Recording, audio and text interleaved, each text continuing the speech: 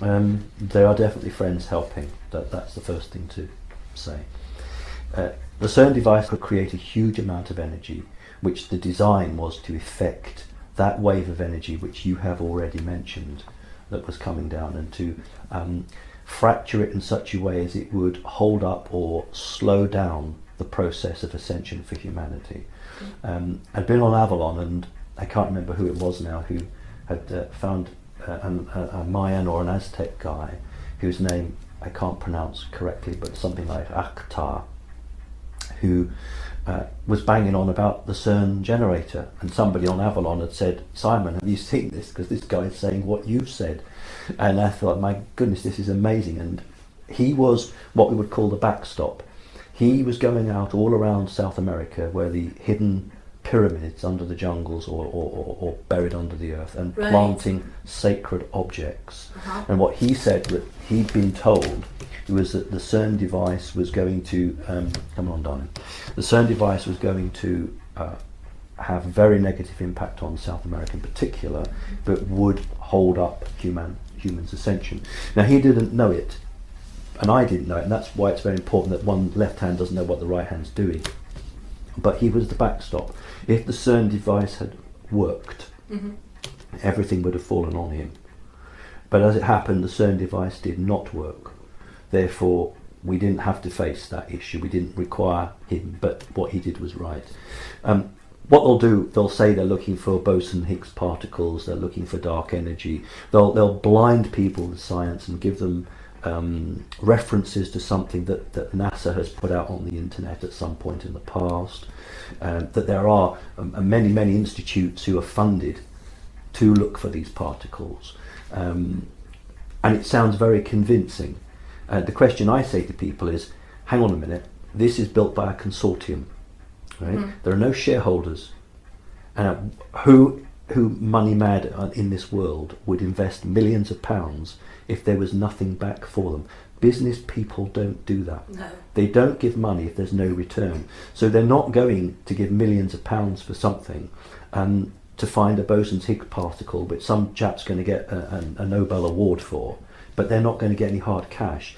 And the reality was that the United States of America put pressure on all of its allies to raid their black budgets to pay for the CERN device. So it's run by America. It didn't work. It didn't work when they needed it to work, which is good. But have they given up on it? No, they haven't. After the terrible earthquake for Japan, which brought Japan to its knees, people don't realise that Japan was a net exporter prior to the terrible disaster, and is now a net importer. That's how they've been turned upside down. And they have accepted the fact that the next collider will be built in Japan. It's not going to be, the question was whether to build a linear collider or a circular collider, because they all do different things. But the Japanese have agreed that the next collider will be built in Japan. And the thinking there is, well, look, if we build the collider, we won't have another earthquake, will we?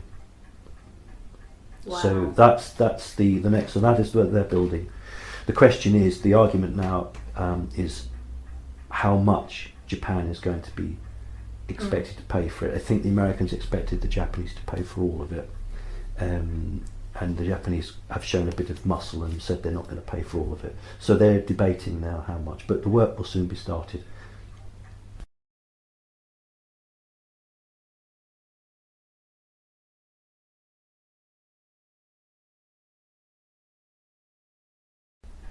Yes.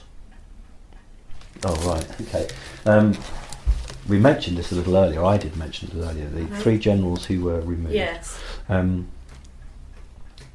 People need to understand that when, in America, which is the important one, it doesn't matter who wins, whether they're Republican or Democrat, they are both controlled, except for Kennedy. They are controlled, well, after Kennedy, that's the rule. In Britain it's somewhat different. Individuals can actually raise to power that are not the backer of so we'll perhaps talk about that later. But Obama was placed in because he had certain things he promised to do. One of them was the healthcare bill. He promised to get that through, and he won the second election. And the sad thing was that when he came to office, everyone said he is going to be the one who will announce UFOs. Well, they were partly right, because what they picked up on was that he was so involved with that side of it that he was going to have the agenda, but it wasn't the agenda of disclosure, it was the agenda of forcing things through at a way that had never happened since the days of Bush. So can you just go back to the film? I don't want to go off target too much. What was the gist of it? Because I could go on for ages on that, and I don't want to. Many people are infected direct assistance. Yeah. So, right. In the last 30 years, there's probably been about 5 or 6 attempts to do something really, really horrendous. If you go back a few years to Israel, the Israeli Prime Minister ordered an attack without anyone else's knowledge on Iran. And he had a Chief of Staff, the Air Force General, and the Infantry General all refused a direct order from a legally elected Prime Minister to attack Iran. The 3 refused because they said it will cause a world war. This is what I meant by things are happening. And the thing with Hillary Clinton, where Clinton was being sent to not talk to the president, I beg your pardon, I'm going to get it right now, the spiritual leader of Iran. The spiritual leader of Iran is not controlled by the Illuminati, but the Prime Minister or President, I think it's a President, I get confused, he is a member of the Illuminati. And so Hillary Clinton was flown in specifically to have a meeting with him without the knowledge of the imam, without the spiritual leader knowing. And when the aeroplane arrived at Tehran airfield, the leader of the bodyguards, it's always a SEAL team, the bodyguards are not CIA or NSA, the bodyguards are always SEAL, Navy SEAL teams. The lead bodyguard, the commander of the bodyguard, shot Clinton with a handgun. Didn't obviously kill her, shot her. He then attempted to shoot his way into the cabin and to try to shoot the pilots of the airplane. He was then shot and killed by the remaining bodyguards. The plane landed on the airport but skewed off. Another plane was sent immediately to recover, and that is why the news said that Hillary Clinton had had a fall or had some form of accident that had happened, and that is why she lost her job, because that SEAL guy knew that she was earmarked to be president of the United States after Obama. And he had had a message from a much higher being to take her out. Now, if you do a web search, you'll find that they admit to the fact that this guy's dead, that the lead of the SEAL team, Clinton's bodyguard, is dead. And what they say is he died in the training base.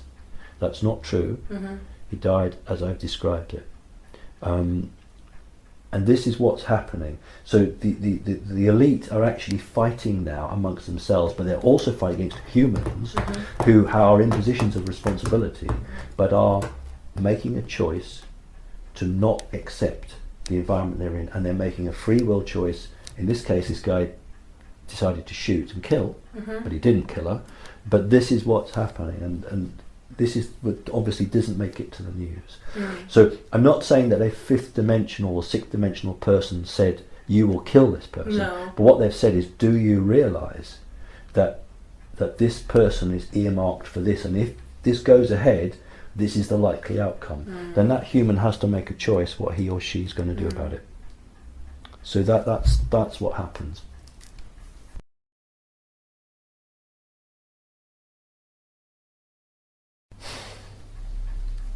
Definition of the soul. The definition is my definition. It doesn't mean it's the one and only definition. That, to me, that is really what you are.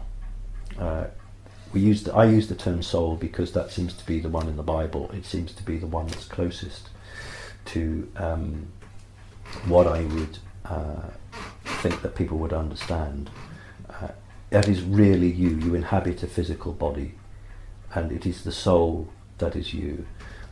Souls can be not owned, but they can be imprisoned and captured. But they can't be owned, but they can be constrained.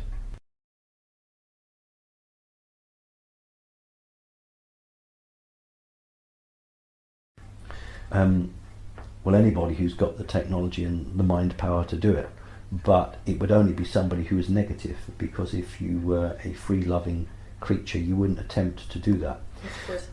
So the soul only leaves the body when the body is incapable of maintaining that soul any longer.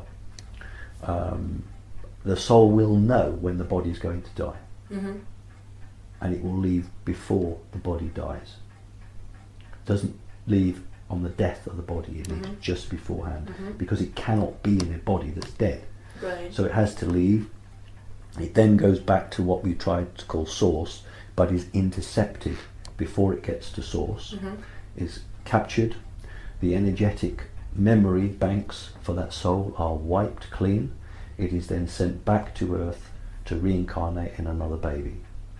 That baby then grows up, and 9 times out of 10 has no memory of its past life. So what happens when this breaks down, we look at Edison, Thomas Edison, people who invent electricity. They didn't invent electricity, they rediscovered electricity.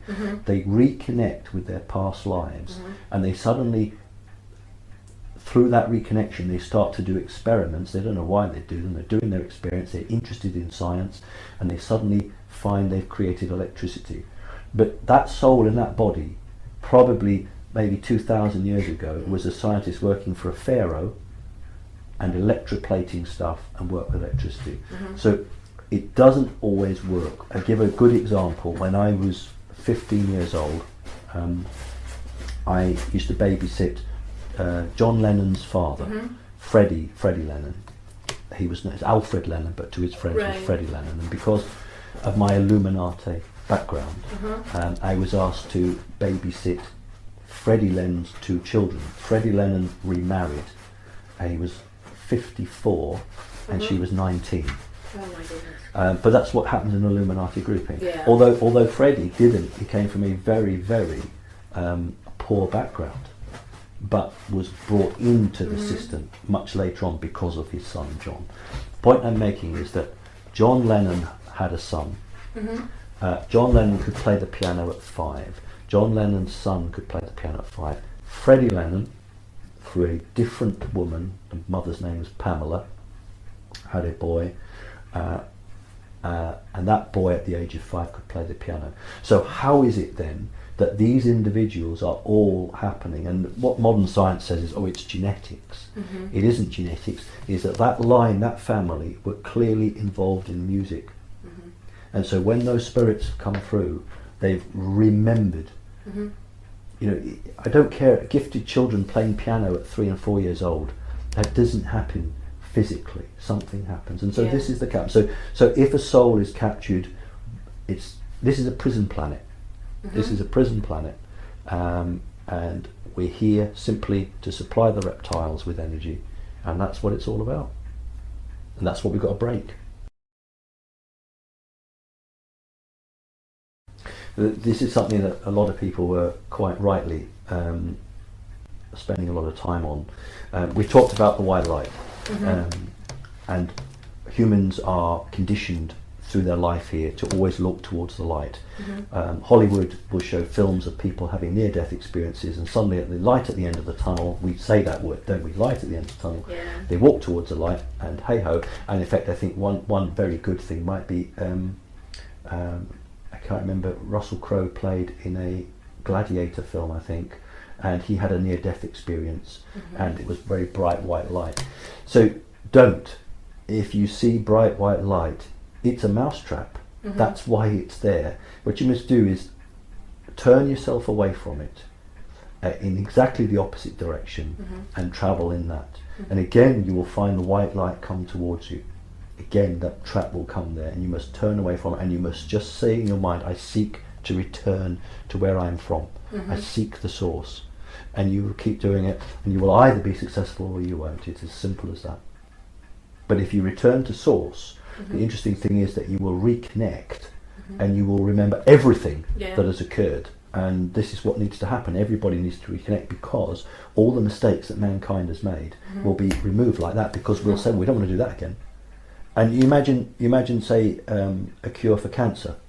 Right. You think if you take a genuine scientist who really wants to find a cure for cancer, and she's working on that, and then she dies, her soul is wiped clean. She's got to start all over again. But if that didn't happen, she goes back to source, she comes back in another body, all the learning that she did, she adds to.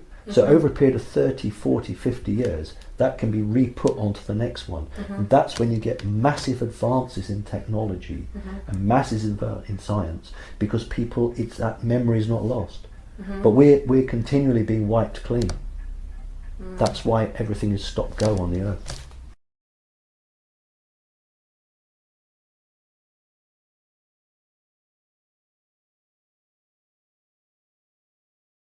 I'm not saying it's the case with all near-death experiences, but if I want to keep a lie alive, then I have to have people near death, bring them back to life, and then they preach about the white light, and they genuinely and honestly are telling you that they nearly died, and they saw heaven, or they saw angels, and they saw the bright light, and they came back.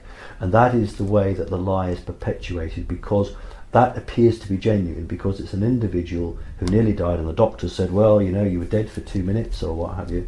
And I'm afraid that the experience they are getting is a fabricated experience. But they are genuine. Let me make that clear. They are recounting genuinely what they believe they experienced. So, you know, it's always difficult with these fields, because they are being honest about what they have experienced. Right. But they are there to unwittingly keep the story going. There are, to my knowledge, known cases where someone has genuinely died, but there's been interference from a higher level which has returned the soul back. And in those instances, sometimes the person has seen the white light, which is the trap, Right. but someone has interfered before they've gone to the trap and returned them. But all that person will imagine is, I saw the white light.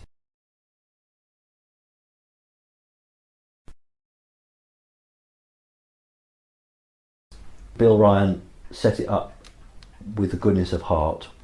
I think Bill Ryan has a full knowledge of what's going on, and realised that not only was it a place where people could find support together, but it could actually be, and I use the word weapon, I don't mean that nastily, but it could be used as a method of change to help direct the planet in a positive way, to attempt to counter the negative force that Bill obviously aware of. And my view on Avalon is, I would say, people need to still let go of their attachment to physicality. People are still doing things like judging people and trying to balance people against known facts. And I just ask your soul, just ask yourself, you know, what should I do, or how should I do this? And that's all you've got to do. And you know, if someone is kind to you, then that's great. And you know, Avalon, I think, is a wonderful place to be. It's the best site of its kind anywhere in the world, but only because it has been supported and helped to be so. I mean, I haven't spoken to Bill, but I know Bill gets help. Oh yeah. Sweet. So that's my message: is it's great, and you must maintain its greatness.